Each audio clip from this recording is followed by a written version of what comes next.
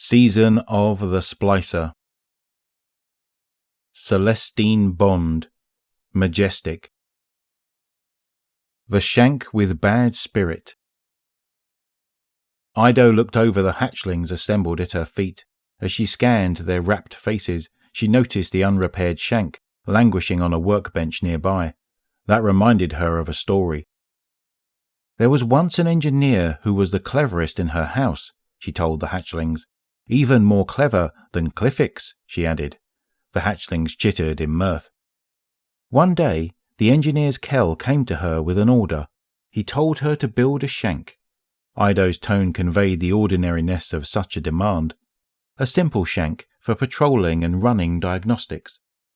This was an easy thing for one so clever, but the engineer was offended.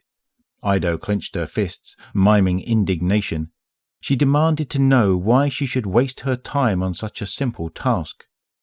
Ido deepened her voice in her best imitation of her father.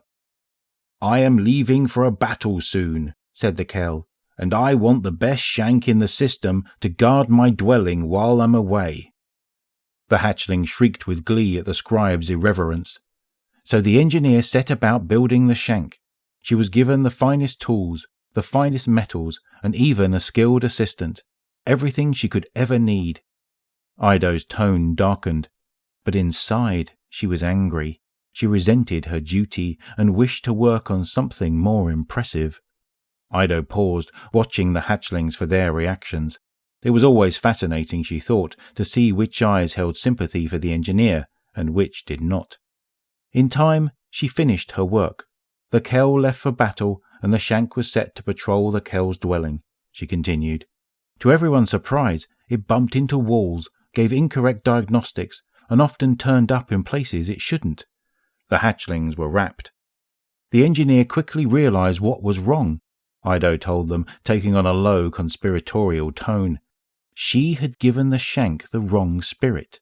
All her anger and pride had poisoned it, like dark ether poisons the scorn. Ido watched one hatchling seize the nearest hand of another. She could end the story there, but a glance at the human sentinels watching their gathering from the lip of the roof above steeled her resolve to continue. One day, she continued gravely, the poor Shank got so turned around that he mistook the Kell's hatchlings as intruders and shot them dead. The hatchlings gasped.